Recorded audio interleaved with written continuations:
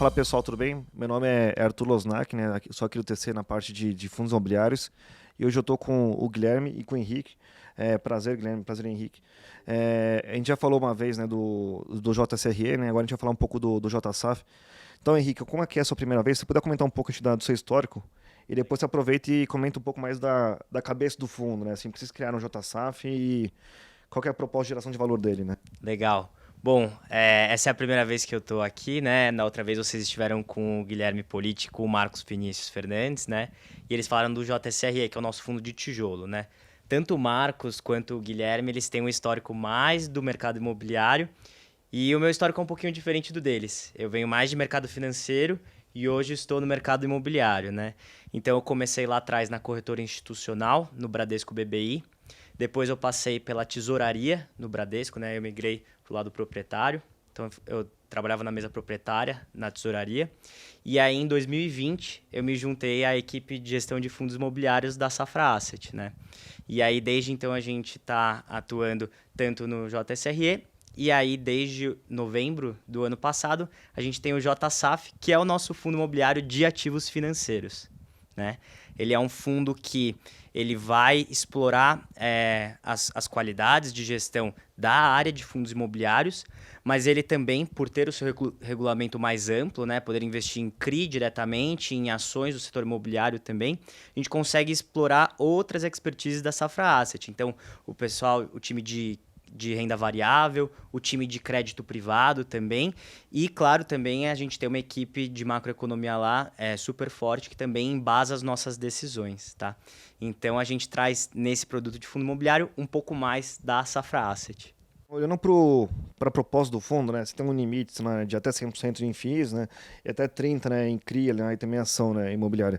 Então, você puder comentar um pouco assim, de que qual que é a cabeça, né, assim, de alocação de um para o outro, né, o que, que te motiva, sei lá, deixa 10% de CRI, ou então 30% de CRI, né, na carteira ali, e como que você compara, né, vamos dizer assim, a TIR, né, sei lá, o retorno que você espera, né, de um CRI, de uma ação e de um fundo imobiliário, né? Legal. Bom, o fundo ele começou lá em novembro, né? E naquele momento a gente tinha ali um fundo que poderia estar 100% em cotas de fundos imobiliários, até 30% em CRI e 30% em ações, como você colocou. Lá atrás, em novembro, a gente lembra que foi um momento super estressado do IFIX, né? A gente teve um dos momentos de maior volatilidade, especialmente quando a gente puxa só os fundos de tijolo do IFIX, né? E ali naquele momento, claro, a gente tinha muitos ativos descontados, mas a gente não podia alocar tudo no que a gente chama do book de equity, né? Que seria tijolo e ações, porque isso traria uma volatilidade demasiada para o fundo logo no seu início, né? Então, a gente fez algumas alocações lá atrás em tijolo, em ações, mas a gente alocou a maior parte do patrimônio em dívida imobiliária, né? Nos CRIs e aí através dos fundos imobiliários de CRI, né? No mercado secundário. Naquele momento lá atrás, mais focado nos fundos de CRI ligados ao IPCA, né? De lá para cá, a gente veio alocando um pouco mais do que estava em caixa, né? E a gente chegou no final do ano numa exposição de 70% do fundo alocado, 30% em caixa e ainda era mais pesado em CRI. Do começo desse ano para cá, a gente começou a olhar os CRIs para encarteirar dentro do fundo, né? Então, em março, a gente alocou o nosso primeiro CRI, né? Um CRI IPCA, que a gente comprou no mercado secundário, né? Com deságio da curva do papel. E agora, em maio, a gente alocou mais 4 CRIs no comecinho de maio, que consumiram boa parte do caixa que a gente ainda tinha, né? Um CRI pós-fixado. Então, o que é a cabeça hoje, né? A gente aumentou essa parte de CRIs diretamente, por quê? Por outro lado, a gente está diminuindo a exposição nos FIIs de CRI e aí especialmente os FIIs de CRI atrelados à inflação. Porque na nossa visão essa inflação deve ancorar. A gente tem uma política monetária super agressiva para conter a inflação. Então isso em algum momento vai ter um efeito. E no momento que tiver esse efeito de redução da inflação, os fundos mais atrelados a esse indexador devem entregar um dividendo menor e isso pode impactar negativamente a cota desses fundos no mercado secundário. Então a gente prefere não estar exposto a essa volatilidade do mercado secundário e estar em CRIs diretamente, né? Adicionalmente, a gente também entende que essa ancoragem da inflação é um trigger para os fundos de tijolo e também para as ações do setor andarem. né? Então, a gente também está aumentando esse book de equity, né? Tijolo e ações, né? E esses recursos estão saindo do caixa. Hoje o caixa ele está em torno de 5, 6%. Tá? Entendi. O caixa é numa alocação nessa de 6 meses, né? Realmente isso lá. Um pouquinho mais de 6 meses já alocou tudo, né, do fundo, né? Exato. E assim, acho que assim, concordo com você, realmente. Acho que muita gente, né, assim, surfou, né, principalmente ano passado, né, um pouco também esse ano, né, por causa da inflação alta, né, assim, muito FII CRI, né, realmente distribuiu muito, né, é um dividendo muito bom, né, e a discussão realmente para frente, né, assim, acho que o quanto ele consegue distribuir, né, muita gente realmente considerou, acho que vai ter uma surpresa negativa, a gente também está na nossa carteira apostando, né, em fundo, né, que tem mais CDI que realmente IPCA ali. E, assim, olhando para frente, né, Wanda, assim, acho que na cabeça de vocês, né, sei lá, o ciclo de alta de juros, né, provavelmente vai parar esse semestre, né, ou talvez um pouquinho no começo do semestre que vem ali. E aí acho que inevitavelmente ano que vem vai ser o ano, né, da queda de juros, né? Se esse ano foi o ano da alta, né, do ciclo da alta, acho que ano que vem vai ser o ano da queda ali. Então acho que uma coisa que a gente sempre questiona, né, acho que principalmente FOF, né, é isso, assim, né, acho que o timing, né, de saber, né, quando você sai, né, da posição mais defensiva, né, que foi foi muito feliz, né, teve um payback muito bom acho, nesses últimos 6 meses, né, e agora realmente quando você fica um pouco mais agressivo, né, então acho que se você puder comentar um pouco, assim, acho que qual que é a tua percepção, cenário, acho que assim, quando parar de ter alta de juros, né, o mercado começar a perceber ali que também que a inflação não vai ser mais 1% ao mês, né, então acho que em algum momento a gente vai ter que realmente, né, pelo bem ou pelo mal, o Brasil não pode ter uma inflação de 10% para sempre, né? Então acho que para vocês, assim, qual que seria assim sei lá, alguns indicadores, né, que motivariam vocês a aumentar, né? Você falou que começou a comprar um pouquinho, né, de ativos físicos, né? Qual que seria o motivador para ir aumentando, né? Legal, Losnak, acho que você pontuou algo que realmente auxiliou muito, né? O JSAF, o carrego do JSAF foi muito positivo porque a gente teve esses indicadores macroeconômicos muito estressados, né? A inflação super elevada e os juros crescendo de maneira galopante, né? E hoje a gente chegou numa situação de juros muito acima do que é o neutro, né, para a economia. Então é um juros muito punitivo. O que a gente considera o primeiro trigger, né, para o mercado de tijolo, né, e para as ações também no setor começarem a responder, não chega nem a ser de fato o primeiro corte de juros, né, mas sim a inflação ancorando, porque a inflação ancorando permite com que as expectativas do mercado, né, a curva futura de juros comece a responder para baixo, né? A gente deixa de olhar para cima e começa a olhar para baixo nessa curva de juros, e isso já seria um trigger para o mercado andar, né? E o mercado sempre antecipa os seus movimentos. A gente não pode deixar de aproveitar esse momento que a gente está agora, ainda com as últimas inflações, os últimos indicadores de inflação mais elevados, para fazer a alocação. Porque no momento que o mercado perceber que a inflação ancorou, que o Banco Central não precisa mais ser tão punitivo, o mercado já vai começar a responder no mercado secundário, e aí, enfim, o investidor que espera, o FOF que espera lá na frente para ter uma clareza muito óbvia, pode perder as melhores oportunidades. E, assim, olhando para a alocação, né, assim, acho que vocês têm, né, uma posição até que, assim, relevante, né, no JCR, né, e algumas gestoras, né, assim, como a 20, né, por exemplo, colocam um limite, né, de alocação de fundos à própria gestora. Você poderia comentar, assim, vocês têm alguma política, assim, sobre alocação, né, nos ativos da casa? Acho que quando a gente montou o fundo, a ideia sempre foi, a gente olhou muito para dentro se tivesse algum cenário de conflito. Inclusive a gente aprovou logo no final da oferta a Assembleia para aprovar o conflito do JSAF poder investir no JCRE. Eu acho que como definição da AST, a gente não imagina ter mais de 10% de alocação em qualquer fundo, seja o nosso, seja de terceiro. Então, não imagino a gente ter mais de 10% de JSRI na carteira do JSAF. A diversificação é um grande imperativo, né, na nossa cabeça de gestão, né? A diversificação é o último almoço grátis, né? A gente não pode deixar isso de fora, muito menos de uma carteira de um fundo de ativos financeiros, né? Então, como o Guilherme falou, não vejo um cenário onde a gente vai ter mais de 10% de exposição em algum fundo, seja ele o JSRE ou qualquer outro fundo de outra gestora, tá? Sim, realmente acho que assim, tá barato, né? A gente tem recomendação de compra pro JCR, realmente tá bom ali. Acho que até a gente discutiu realmente, acho que o grande trigger vai ser realmente assim, acho que a redução da vacância. Acho que é um bom trigger pro papel, né? Acho que anda. E assim, uma outra pergunta também que a gente vê muito assim, né? Assim, o JCR realmente já está um patamar assim de tamanho muito bom, né? O JSAF obviamente está bem menor, né? Então acho que assim qual que seria a cabeça de vocês, né, de crescer o fundo, né? Você acha que seria, sei lá, né, dobrar, né, sei lá, então acho que, sei lá, correr atrás de 500 milhões, ou então realmente ir crescendo aos poucos, né? Então só acho que entender assim a política de crescimento de vocês, né? Assim, tem muita gente, né, que já veio aqui e fala, pô, o mercado tudo dando certo, o mercado ok, sei lá, eu trabalho com uma oferta por ano. Então acho que assim, é mais entender também acho que o apetite de vocês, né? E assim, acho que ver, né, assim, acho que muita gente questiona, porque assim, acho que na minha visão, né, você captar, né, assim, acho que abaixo da patrimonial, né, assim, em termos de ativos físicos, né, é uma questão de laudo, então eu não, assim, eu não me importo muito, né? Mas quando a gente pega ativo financeiro, realmente acho que é uma discussão mais próxima da realidade, né? Porque está sendo marcado a mercado lá, né? Os ativos estão sendo marcados a mercado. Então acho que você puder comentar um pouco isso. Acho que apetite de crescimento, né?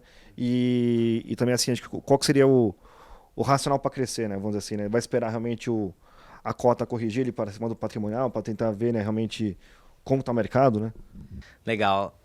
A ideia é crescer o fundo, né? Se a gente pudesse fazer uma nova oferta agora, se a cota do fundo no mercado secundário permitisse, tivesse na patrimonial, com um pouquinho de ágio, a gente faria uma oferta e esse seria um momento incrível para a gente ter mais dinheiro dentro do fundo, mais recurso para alocar. Né? A gente vê o mercado com diversas oportunidades. Mas esse é o momento mais difícil para captar. O fundo, né, o JSAF, outros fundos do segmento estão muito machucados no mercado secundário. Um fundo de ativos financeiros negociando abaixo da patrimonial, na nossa visão, é uma grande oportunidade, mas também não nos permite fazer uma oferta. Né? Então, seria algo bem negativo fazer uma oferta abaixo da patrimonial no JSAF.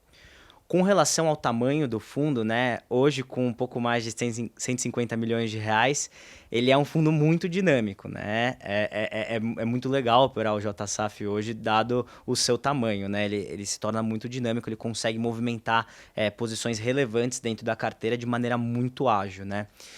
Mas a gente enxerga, sim, que tem ainda um bom capacity, que a indústria oferece um bom capacity de crescimento, né? E, além do capacity da indústria de fundos imobiliários, a gente ainda tem um regulamento mais amplo, né? Então, a gente também tem os CRIs para investir e tem as ações que aí, sim, as ações no setor imobiliário também são bem líquidas, bem mais líquidas do que as cotas de fundo imobiliário. Então, nessas duas áreas, nesses dois segmentos, a gente não tem uma limitação, né, da indústria. Né? Então, a gente acredita que o fundo poderia tranquilamente ter mais de 500 milhões, 1 bilhão de reais, sem perder seu dinamismo. Né? Diferente de um fundo FOF mais tradicional, que só investe em cotas de fundos imobiliários, que aí esse sim ele fica dependente do capacity da indústria. Né?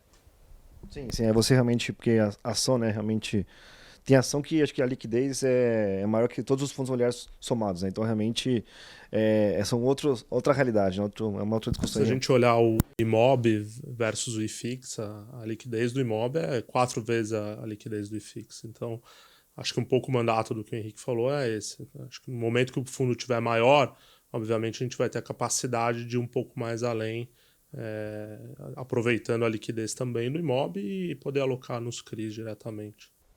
E uma coisa assim, que vê um pouco meio que moda, né? Vamos assim, acho que na indústria de alguns FOFs ali, né? É fazer o short, né?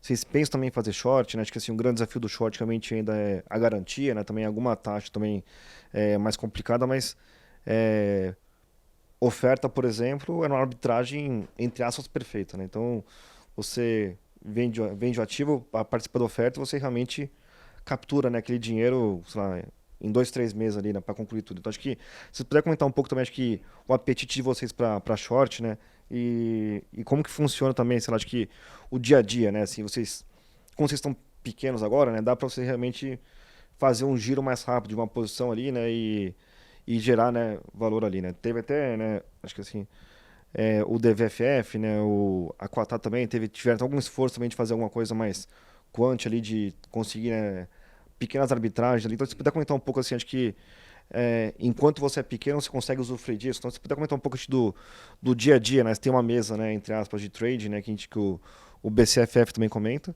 e também essa possibilidade de fazer short no fundo. Legal, acho que falando do short, né? Hoje o short não é uma estratégia principal no JSAF, tá? A gente monitora a disponibilidade de FIIs para aluguel, né? Que é o que limita o short hoje. A gente ainda acha essa indústria de aluguéis de FIIs ainda reduzida, né? Então, claro, a gente pode fazer uma arbitragem, no caso de uma oferta, se for um ativo um pouco mais líquido, que a gente também não pague muito caro nesse short, né? Isso é importante porque como a indústria ainda é pequena, a sua taxa de aluguel ainda é muito elevada para os FIIs, né? Diferente das ações, né? Que tem uma oferta enorme para aluguel, né? Então, acho que isso atrapalha um pouquinho a estratégia, mas sim, a gente pode ver no JSAF, não aconteceu até hoje, mas a gente pode ver sim essa arbitragem com ofertas, utilizada a estratégia short para conseguir um ganho de capital nesse sentido, né? E aí, de novo, o fundo é bem pequeno, a gente gira bastante a carteira, a gente gira a carteira de fundos imobiliários e a gente gira bastante a nossa carteira de ações também, né?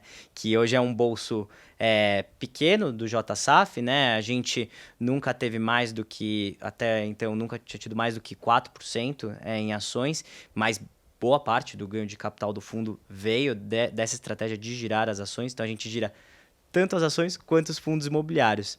E claro, oferta a gente já fez ganho de capital, entrando em oferta restrita e depois saindo no secundário acima da oferta. Acho que isso é importante para um FOF, né?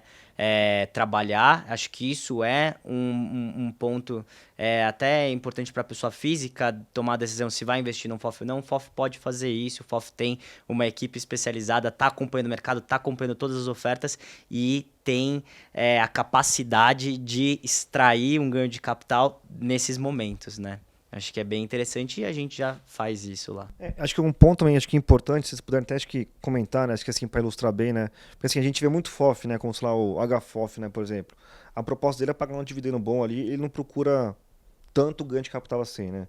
A gente pega já o MGFF, né? Ele tem alguns investimentos ali, né? Realmente em desenvolvimento, né? Que alguma hora vai dar certo, mas ele tem a paciência de esperar e vai conseguir, né? Gerar ali, né? Um ganho de capital no futuro. O Navit também, né? Eles focam mais no retorno total, então eles vendem posições ali que sejam perdedoras, então porque assim, né, acho que a grande diferença, né, de um FOF, né, para um FII é que o FII ele vende a posição ali e não tem algum prejuízo ali, né, que pode machucar a distribuição, né. Então se você puder comentar um pouco assim, acho que olhando para a estratégia do JSAF, né, se vocês olham mais para o ganho de capital, né, mais para o dividendo, para ter um dividendo estável e crescente, né, vamos dizer assim, ou então realmente é um retorno total e o dividendo é uma consequência. Acho que só para poder explicar também assim, né, óbvio que assim, acho que não serão para dar guidance, mas assim, acho que a proposta acho que você estabiliza o dividendo lá nos 90 centavos que seja ali, depois vai subindo aos poucos, né? Acho que já tem o resultado acumulado, né? Realmente com pouco tempo de vida, então esse acumulado entre aspas, né, fica para sempre, ou então realmente vocês zeram tudo agora, né? Sei lá, o que for possível agora no final do semestre, né? Então, só para ver qual que é a cabeça de vocês de rendimento e também da estratégia do fundo. Legal. Bom, estratégia de distribuição de rendimentos, na nossa visão, a gente vai buscar a estabilização, tá? Mas é uma estabilização com um viés crescente, né? Acho que essa é a ideia de todo fundo imobiliário, ter uma renda estável com um viés crescente e a gente vai buscar isso no JSAF também, né? E aí a gente tem o nosso carrego do fundo, que hoje é super relevante, né? A gente tem a maior parte do patrimônio exposto, né, aos CRIs, seja FII de CRI, seja os CRIs diretamente, então a gente tem um carrego que dá um conforto muito grande na distribuição que a gente já tem, e o ganho de capital que a gente vem fazendo, que é super importante, que é a estratégia do nosso book de equity, né, tijolo e ações, esse ganho de capital ele dá mais conforto na estabilização de rendimentos e ele engorda essas reservas do fundo, que lá na frente vão ser super importantes. No momento de estresse, o fundo ter uma reserva mais parruda, isso dá um conforto para a gestão, inclusive tomar melhores decisões durante uma crise, né? Então, a ideia é estabilizar. Claro que pode ter um rendimento ou outro que seja extraordinário, né? Claro que a gente tem que respeitar a questão dos 95% do resultado caixa no semestre, né? Mas a gente vai buscar sim fazer ganho de capital para engordar essa reserva também para o longo prazo. E eu acho que faz parte aqui também da nossa estratégia as posições que a gente tem algum prejuízo e acha que vai demorar um pouco para recuperar, a gente vende um pouco, se for preciso a gente recompra. Então a gente não segura todas as posições que a gente comprou e que se tiver prejuízo a gente deixa de vender por conta disso, não. A gente olha o book inteiro, se for momento de vender, a gente achar que aquela posição que a gente entrou por algum motivo, ela não vai responder, né, no ritmo que a gente imaginava, a gente vende, a gente monta outra posição, ou até recompra num preço mais baixo, mas faz parte do nosso dia a dia também vender posições que a gente não tem ganho. Eu acho que esse é um grande ponto, né, Guilherme? Porque acho que muito FOF, né, na queda, né, assim, do IFIX que a gente viu nos últimos 2 anos, né, ficou congelado, né? Não podia se mexer, então, assim, acho que, na minha visão, acho que cabe ao time de gestão, né, aprender com os acertos e com os erros, né? Não não é errar em todos também, não vai acertar em todos, mas tem que saber, né? Se aquela posição ali é um perdedor ali, você tem que realmente sair dela, né? Não permanecer com orgulho, né? E Casar com a posição. Mas é isso que o Guilherme falou, a gente também não vai casar em nenhuma posição e a reserva de rendimento ajuda a gente, né, nessa tomada de decisão, né? Dá mais conforto pra gente poder girar, inclusive, uma eventual posição que tenha algum prejuízo. ficou uma coisa meio que temática na indústria também, né? Que muita gente se alavancou, né? Porque realmente não conseguia, né? Vamos dizer assim, né? Captar recursos no mercado, etc. Então acho que assim, tinha uma oportunidade de algum ativo ali, se alavancou, né? E contava, né, com uma janela ali de captação, sei lá, ano passado, né? Ou esse ano a gente está vendo que realmente as captações não estão tão bem, né, quanto a gente estava esperando, né? E a gente viu também no mercado, assim, acho que muitos FIIs, né, que estavam muito alavancados, né, sofrerem muito, né? Então, assim, acho que se você puder comentar um pouco, assim, na cabeça de vocês, assim, se vocês, né, têm uma preocupação maior, né, com o FII alavancado, né? O FII alavancado, assim, né, é um issue para vocês, né? Vocês não colocam na carteira, então realmente vocês tentam entender realmente o cronograma, né, de pagamento para ver se vai ter algum desafio ali no futuro, né? Então acho que e eu também acho que assim, mais comentar, acho que assim, né, como que chama?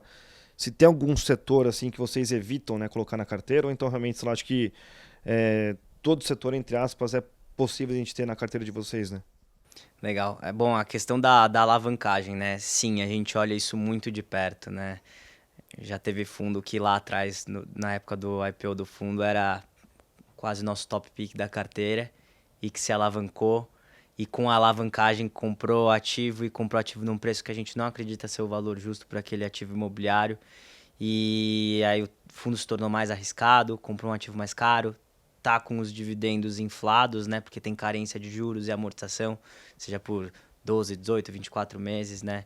E é preocupante, porque lá na frente vai chegar o momento de pagar essa conta e a gente não sabe o dia de amanhã se vai ser um momento oportuno ou não para fazer uma oferta, né? A gente não é contra a alavancagem, acho que isso precisa ficar claro. Sim. Tudo no seu limite, no seu contexto, a gente acha que é positivo.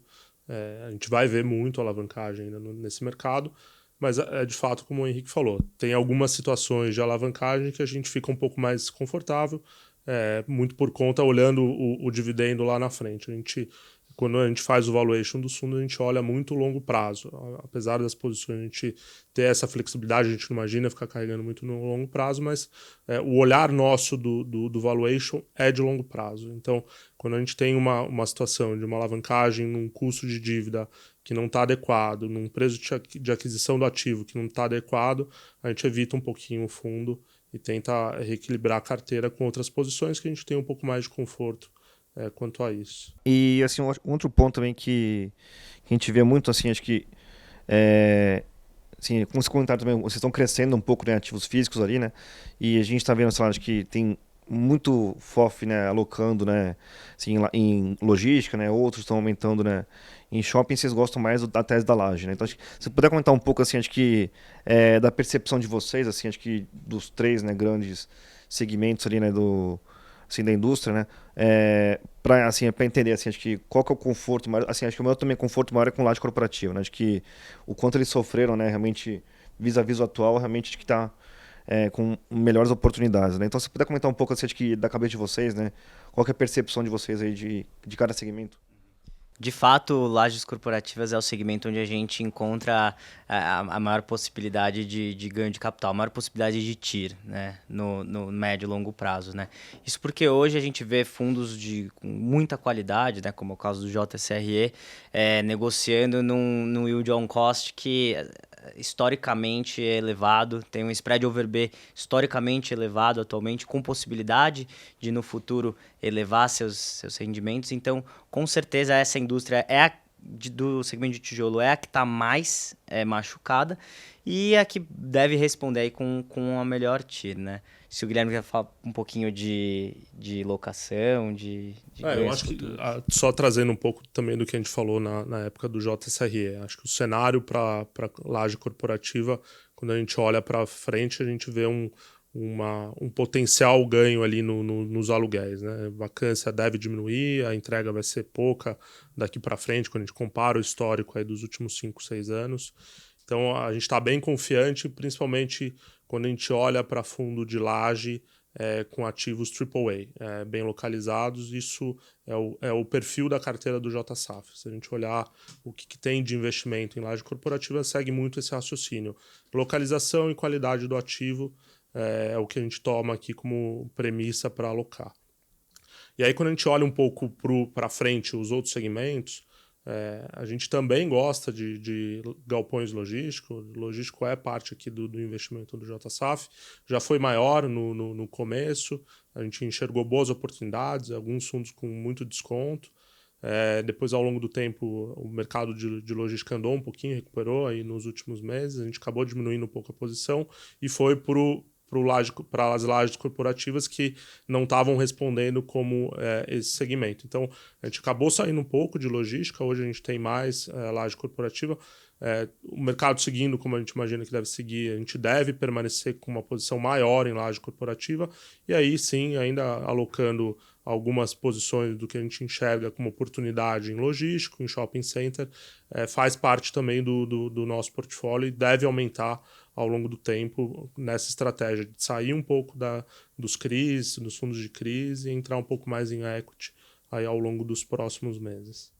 E tem um outro segmento também que a gente tem gostado bastante de fazer a alocação.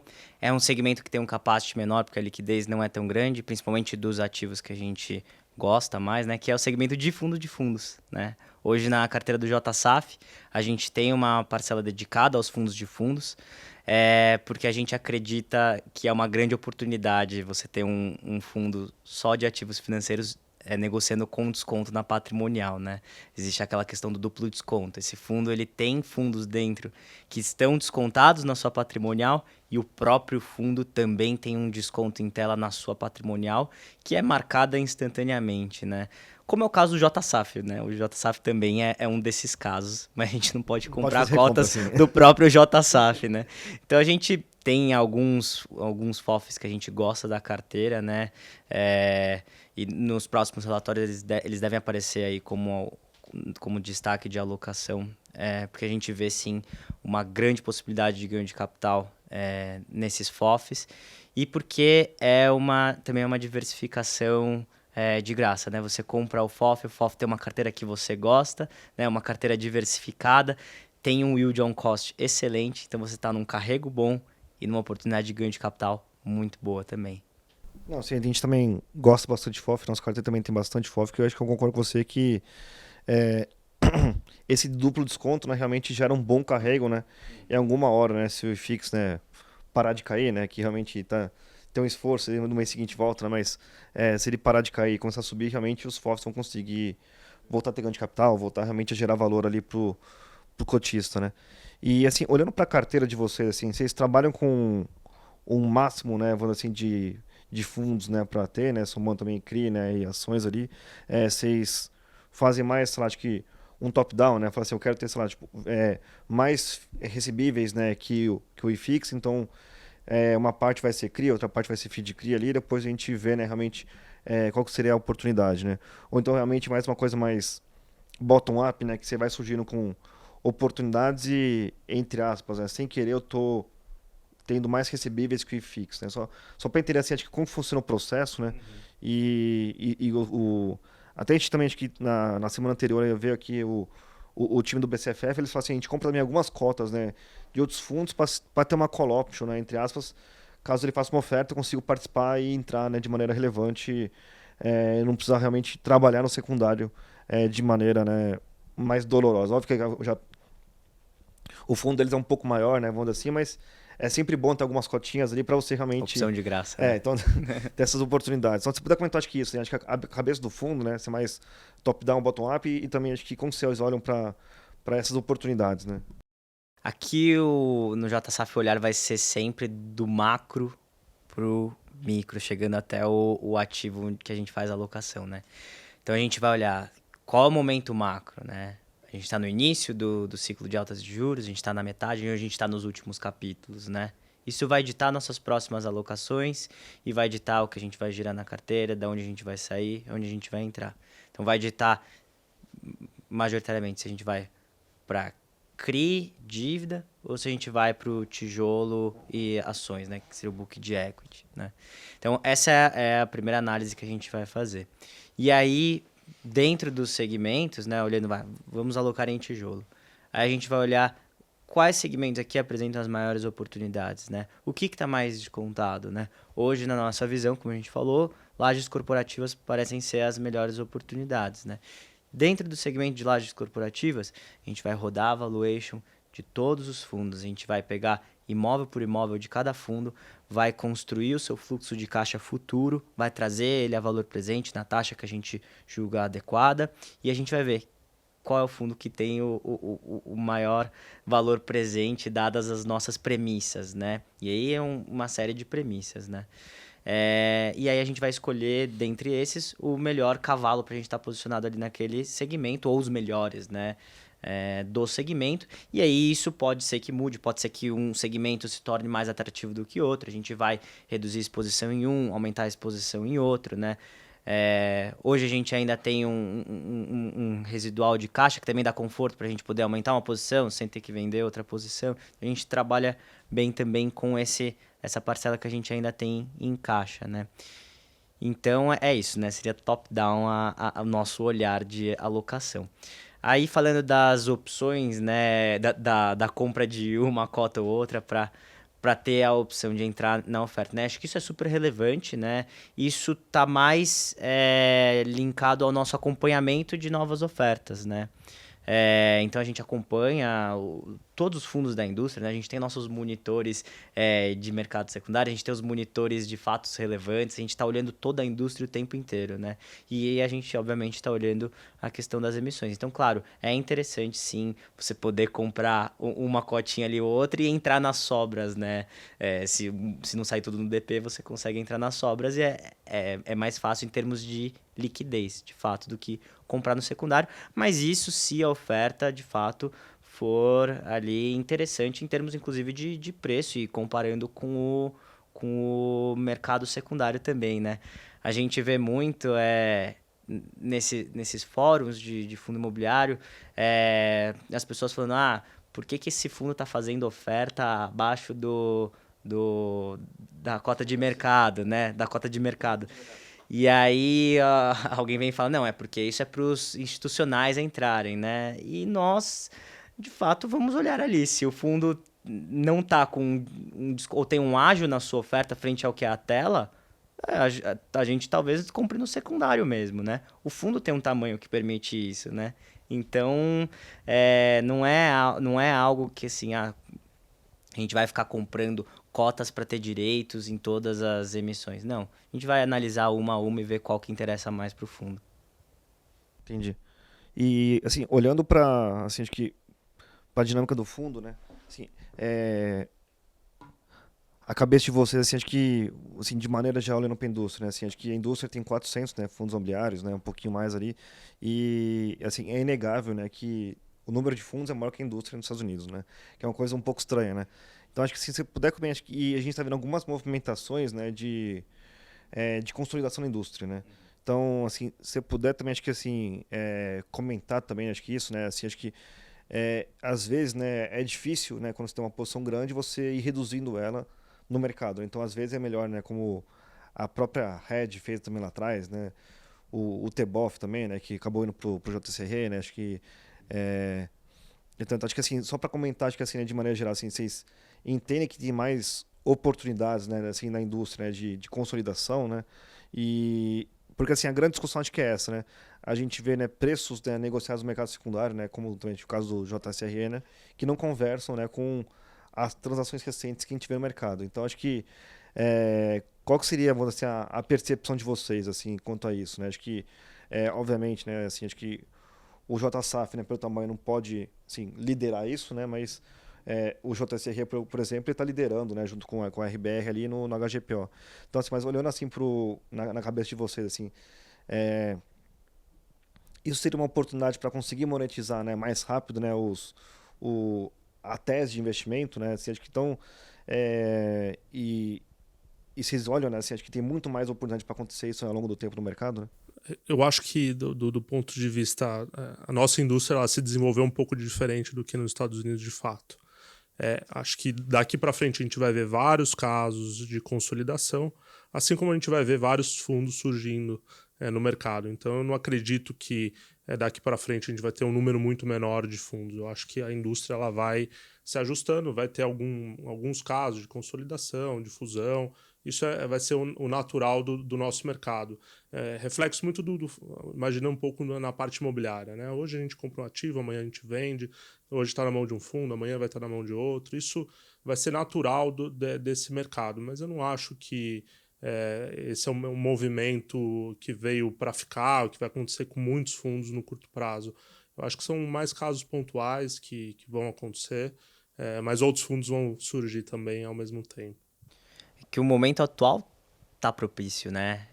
O valor de negociação no mercado secundário, como você colocou, está muito diferente, né? O valor de metro está muito diferente do valor de metro que a indústria real negocia, né? Então, a conjuntura atual está favorecendo que aconteçam essas consolidações, essas vendas de ativo, né? Essas liquidações de fundos monoativo, né? Fundos passivos monoativo. Então, o momento atual estimula isso, mas não necessariamente isso vai se perpetuar durante muito tempo.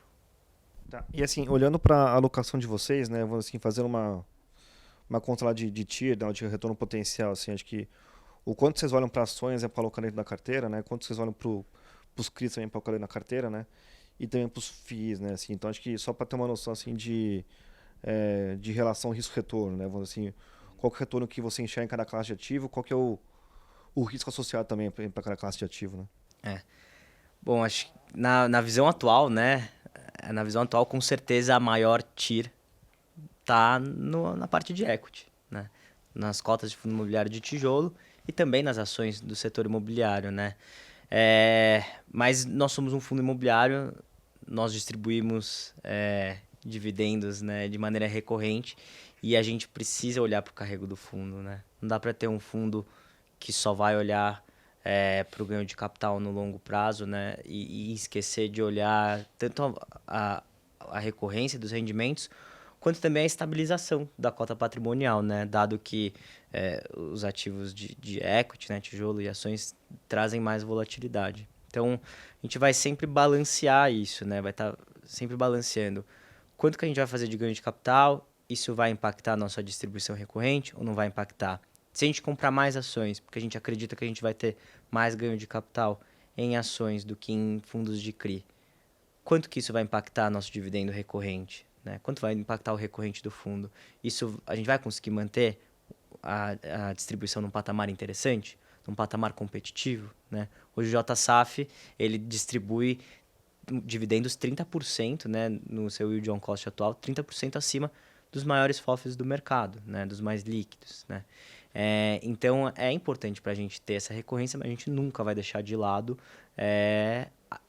as posições focadas em TIR, em ganho de capital. Né? Então, vai sempre ser um balanceamento entre esses dois lados. E sempre pensando no risco, né? Então, se olhar a carteira do JSAF, não tem nada de muito risco. Então, a gente olha muito... esse é um ponto que a gente leva muito em consideração. O que a gente está colocando para dentro do fundo dado o risco de mercado, olhando para um cenário macro, olhando para uma mudança eventualmente que venha a ocorrer, quais posições que a gente tem conforto de carregar se a gente precisasse ficar com ela no longo prazo. Então a gente olha muito isso. Não tem nada muito apimentado dentro do JSAF, apesar disso a gente vem conseguindo distribuir bons dividendos. Então, hoje a gente costuma brincar, o JSAF é um fundo high yield com um perfil de carteira high grade. Então, se olhar dentro da carteira do JSAF, é bem conservadora do ponto de vista de risco. Não, assim, a gente brinca até internamente que o JSAF é meio que quase um feed CRI, né? Assim, acho que realmente pela defensividade dele ali, acho que realmente... Então, e tem uma opção, né, ter ganho de capital, né? Realmente é uma coisa boa, assim. E um ponto também que, assim, né, que muita gente vende, né, o FOF, né, que é ele participar, né, das ofertas primárias, 476 ali. Então, acho que... E como vocês fizeram IPO recente, né, e o mercado estava fechado, né, e até hoje, né, também não tem muita oferta 476, né, realmente é mais um outro follow-on que tem de algum player ali. Então, acho que... como que vocês olham isso também, assim? Acho que a gente vê muito o FOF também que viabilizou outros, né? O BCFF viabilizou o Iridium, viabilizou também o Irim ali. Então, acho que assim, como vocês olham para frente também, assim, acho que a dor de cabeça, né? A dor de barriga, vamos assim, da galera que é de ativo físico, né? Que não consegue viabilizar a oferta, né? Vocês acham que vai durar esse ano inteiro? E aí, sei lá, né? Mais para 23 mesmo, para o ano que vem, vocês conseguem ver, né, com mais bons olhos, né, esse crescimento, né, da indústria, né, de ativos físicos, né, de tijolo, e aí vocês conseguem, né, participar de ofertas ali, porque realmente esse ano, né, assim, pelo bem ou pelo mal, é o ano dos feed CRI, né, então acho que realmente eles conseguem captar, né, a torta e a direita. Então acho que mais entender também a cabeça de vocês, né, assim, acho que óbvio que o mercado secundário tem muitas oportunidades, né? Vocês estão realmente fazendo um bom trabalho na alocação ali, mas é mais interessante assim, como que vocês estão olhando para a indústria, né? Assim, quando que a indústria volta a ter oferta, né? Volta realmente a crescer, né? Bom, acho que isso da indústria de tijolo voltar a crescer está muito conectada ao macro. A situação macroeconômica estressada, né? Juros de inflação para cima está favorecendo os FIIs de CRI, né? Tanto a distribuição de rendimentos quanto a distribuição de novas cotas, né? Eles estão tendo bastante facilidade, porque acho que o investidor ainda tem muito a ótica de buscar o yield, né? E não olhar tanto para outros fatores como preço de metro quadrado, que ele poderia estar comprando um fundo de tijolo no mercado secundário, né? E aí, hoje, né, se a gente vai entrar ou não em ofertas primárias, se a gente vai preferir o secundário, tá claro que a gente tem preferido o secundário, né? A gente entrou em poucas ofertas primárias, né? Algumas a gente entrou exatamente para entrar e depois sair no secundário com um pouquinho de ganho de capital, isso em fundos de CRI, né? Mas, na nossa visão, a oportunidade está no secundário hoje, né? Hoje, a situação que a gente vê, né, as oportunidades que a gente vê no mercado secundário, é difícil, muito difícil uma oferta primária bater os preços que a gente tem, né, quando a gente olha para o tijolo, o preço de metro quadrado que a gente tem de alguns ativos, né? Então, a gente vai preferir, nesse momento, ofertas no secundário, mas, claro, lá na frente, pode ser um momento onde o JSAF venha a entrar em uma oferta mais estruturada, algum fundo que faça primeiro uma 476 para depois fazer um IPO, e aí o JSAF poder sair nesse momento de IPO com um ágio no mercado secundário, mas isso vai depender do que a gente estiver vivenciando no momento, né? Acho que esses outros fundos que ancoraram, fundos que depois se tornaram fundos de relevância na indústria, eles foram muito bem sucedidos, né? E a gente vai estar de olho nisso, né? Para poder também fazer esse tipo de ação dentro do JSAF, mas agora é a hora do secundário. Agora é hora só de comprar no mercado mesmo, né? Agora é que realmente, como você comentou, né? Acho que é muito difícil, né? O mercado com tanta oportunidade assim, né? Você colocar um produto lá, né? De laje corporativa que realmente a competição está muito desleal, né? Vamos dizer assim. Então, realmente... Mercado primário, basicamente, o que a gente entrou até agora foram em fundos de CRI. Então, quando a gente observar os preços dos patrimônios dos fundos de tijolo estarem no secundário acima do que a gente observa agora em relação a price to book, aí sim é o momento de a gente olhar para esse tipo de oferta. Hoje ainda Na sua grande maioria, o tijolo está com desconto em relação ao patrimonial, em laje corporativa com muito desconto, galpão logístico também com bastante desconto. Então, a gente tem ainda um bom tempo para aproveitar esse mercado secundário até a gente começar a olhar, de fato, essas ofertas mais estruturadas. Quando a inflação estiver mais próxima da meta, será que o fundo de CRI vai fazer tanta oferta? Será que o yield dele vai atrair tanto investidor? Será que o fundo de tijolo não vai estar atraindo mais investidor que entrou no yield on cost, que pode entrar no yield on cost agora super interessante, né? Então, acho que vale ficar com isso em mente. Acho que o desafio do FII de CRI acho que é justamente esse. Ele te dá muito conforto, né, com uma volatilidade muito baixa. E a laje, né, o ativo físico como um todo, sofreu muito, né? Então acho que muita gente não esperava ter essa volatilidade no produto e acaba realmente desistindo, né? E acho que só para fechar também, acho que a última pergunta seria mais assim, da estratégia de vocês, né, de crédito, né? Você acha que a gente vê muita gente, alguns comentários assim, indo para o perfil, né, high yield, né, e realmente não é o propósito de vocês. Então, se puder comentar um pouco assim, acho que o que vocês olham, né, assim, se vocês mesmos também originam, né, os CRIs lá que vocês fazem, né, e qual que seria, né, vamos assim, acho que o limiar, né, vamos assim, pô, né, sei lá, acho que eu não entro em ativo que tem construção, né, eu não entro em ativo que, sei lá, que seja loteamento, né, eu não entro se é multipropriedade. Então, acho que é só para definir, assim, acho que o que a gente pode esperar, né, na carteira de crédito do JSAF, né? Legal. Acho que como a gente comentou anteriormente, né, o JSAF ele veio para trazer um pouco mais da expertise da Safra Asset como um todo e não só da equipe de gestão de fundos imobiliários, né? Então, quando a gente está olhando para os CRIs, a gente tem lá dentro da Safra Asset uma equipe dedicada a crédito privado e a gente tem também no Banco Safra um comitê de crédito super criterioso, né? Tem essa fama, inclusive, né? E isso é bom e isso dita o perfil de crédito do JSAF, né? É claro que, como é um fundo imobiliário, um fundo fechado, a gente consegue colocar para dentro do fundo alguns CRIs que são mais voltados para o ativo imobiliário, que é a maior, que não é uma operação de crédito e é, na verdade, uma operação imobiliária.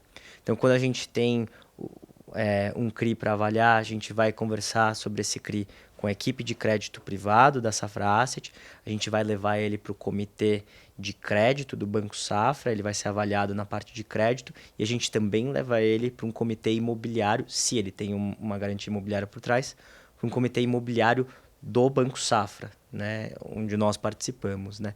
E aí, no caso de um CRI que o maior lastro é o imobiliário, o lado do comitê imobiliário vai ter uma voz maior. Se é um CRI que é uma operação de crédito, puramente de crédito, o comitê de crédito vai aprovar ou não aprovar esse crédito, né?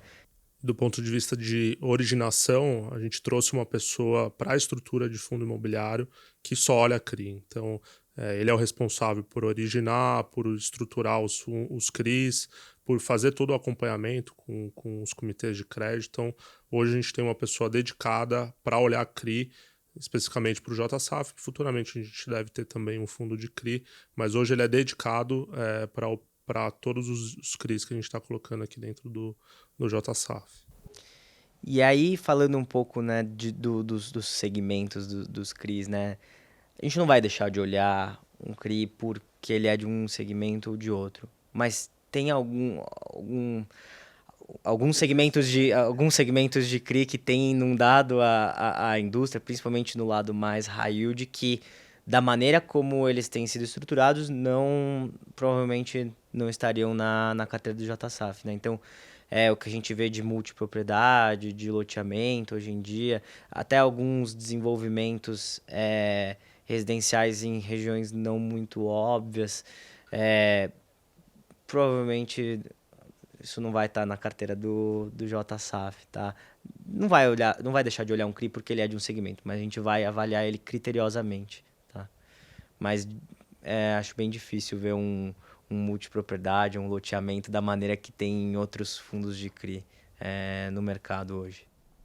Tá, e acho que só para fechar aqui, uma vez a gente falou com a XP, né? Realmente eles, né, também tem uma originação boa ali, eles faziam muitos CRIs, né? E depois vendiam no secundário também. Então acho que assim, se puderem comentar um pouco também assim, acho que dado nessa, acho que a capacidade de originação assim, vocês conseguem, né, assim, acho que também vender no secundário, então a ideia realmente seria assim, de que comprar CRI e depois realmente segurar até o vencimento, né? Então só para fechar assim, né, para comparar, acho que é o entre aspas, né, o apetite, né, vamos dizer assim, né, da originação de vocês, né?